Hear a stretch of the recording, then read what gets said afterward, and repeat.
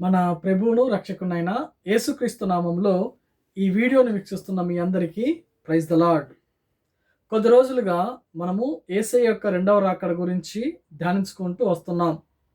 ఆ ధ్యానాంశంలోంచి ఈరోజు మరొక అంశం ఏంటి అంటే, దావీదు కీర్తనలు లేకపోతే కీర్తన గ్రంథం నుంచి రెండవ కీర్తన ఆ 4వ వచనాన్ని గనుక మనం గమనించినట్లయితే, ఆకాశమందు ఆసీనుడైన దేవుడు నవ్వుచున్నాడు అని ఉంటుందన్నమాట.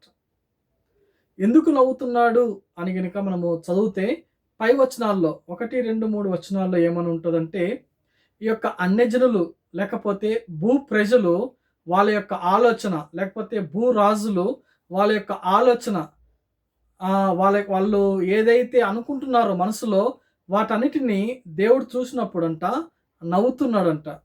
కారణం ఏంటి అంటే, మానవుని యొక్క ఆలోచనలు దేవుని యొక్క ఆలోచనలు చాలా వ్యత్యాసం.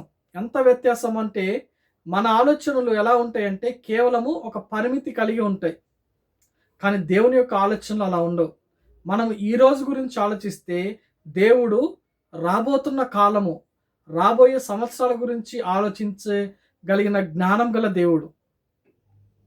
కానీ మానవుడు ఏం చేస్తున్నాడంటే, తను కలిగి ఉన్న తన తక్కువ జ్ఞానంతో అంచనాలు వేస్తున్నాడు. చాలామంది ఇదిగో యేసే రెండవ రాకడ ఆలస్యం అవుతుంది. కొంతమంది చెప్తారు ఇదిగో ఆయన ఆల్రెడీ వచ్చి ఉన్నాడని. మరి కొంతమంది అదిగో ఆయన మధ్యాకాశంలోకి వచ్చాడు అని. మరి కొంతమంది అసలు ఆయన ఇంకా రాలేదు, 2040వ సంవత్సరంలో ఖచ్చితంగా వస్తాడు అని చెప్పి భిన్నాభిప్రాయాలు కలిగి మానవుల్ని మభ్యపడుతున్నాడు. కారణం ఏంటంటే, మానవుల యొక్క ఆలోచనలు అలాగా ఉన్నాయి. ఈ ఆలోచనలన్నింటినీ చూస్తున్న దేవుడు నవ్వుతున్నాడంట. కారణం ఏంటంటే, ఆయన ఎప్పుడు వస్తాడో ఎవ్వరికీ తెలియదు అని క్లియర్గా బైబిల్ గ్రంథంలో వ్రాయబడి ఉంది. ఆయన ఎప్పుడు వస్తాడో, ఆయన యొక్క రాకడ కనురెప్పపాటు ఉంది. ఆ టైం ఎంతనో, ఆ సమయం ఎంతనో వాటన్నిటితో మనకి అర్థం కాదు. కానీ ఒకటి మాత్రం మనము చేయగలం, అదేంటంటే ఎప్పుడైనా ఆయన రావచ్చు కాబట్టి మనం సిద్ధంగా ఉండడానికి ప్రయత్నించడమే. దేవునికి కావాల్సింది నీ యొక్క హృదయంలో నీ యొక్క ప్రయత్నమే దేవునికి కావాలి.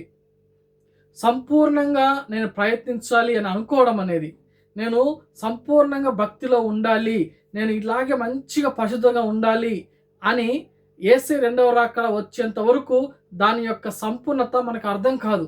ఎందుకు అంటే, ప్రతిరోజు మానవుడు ఏదో ఒక పాపంలో పడుతూనే ఉంటాడు. లేదా సాతానుడు లేదా స్వాభావికంగా వచ్చే ఆశలు మానవుణ్ణి ఏదో ఒక విధంగా పాపంలోనికి నడిపిస్తూ ఉంటాయి. అది కన్ను చేత కావచ్చు, మాట చేత కావచ్చు, క్రియల చేత కావచ్చు, లేదా ఆలోచనలతో కావచ్చు. చూడండి, లేకపోతే గతించిన సంవత్సరాల్లో ఏదైనా చూడాలి అన్నా, లేకపోతే ఏదైనా పాపం చేయాలి అంటే చాలా ఫిజికల్గా లేకపోతే భౌతికంగా చాలా జరిగేవి. కానీ ఈ రోజుల్లో చూడండి, ఆలోచనలో మనవుడు పాపం చేస్తున్నాడు. ఆలోచనలతోనే జస్ట్ మనం ఆలోచిస్తూనే పాపం చేస్తున్నాడు. అంతటి పాపపు లోకంలోనికి మనం వచ్చి ఉన్నాం. కారణం ఏంటంటే, దేవుడు ముందుగానే చెప్పాడు. ఎందుకు అంటే, రాకడ సమయంలో ఈ యొక్క భూమి మీద సమాధానం ఉండగలుగుతుందా అని. లోకంలో సమాధానం ఉండట్లేదు. మానవుని యొక్క ఆలోచనలు మారిపోతూ ఉన్నాయి. దేవునికి విరుద్ధమైన ఆలోచనలు కలిగి దేవుని యొక్క రాకడ గురించి కానీ, లేకపోతే ఈ యొక్క ప్రవర్తన గురించి కానీ మానవుడు ఏమనుకుంటున్నాడంటే, నేను ఇలాగ ఉండాలి, ఇంతవరకే అని చెప్పుకొని పరిధులు చేసుకుంటున్నాడు. కానీ దేవుడు అవి కాదు. ఆయన యొక్క రాకడ అనేది చాలా చాలా అది ఎవ్వరికీ తెలియని అంశంగా ఉండిపోయింది. ఒక రహస్యంగా ఉండింది. అది ఎవ్వరికీ తెలియదు ఎప్పుడు వస్తాడు రాకడ.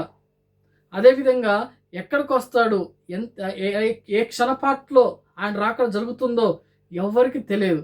కానీ దేవుడు ఎందుకు చెప్పాడు ఈ మాటలంటే, నువ్వు సిద్ధపడుతూ ఉండాలి. మనం ఏ రోజుకి ఆ రోజు పరిపూర్ణతలోనికి ఒక్కొక్క స్టెప్ వస్తూనే ఉండాలి.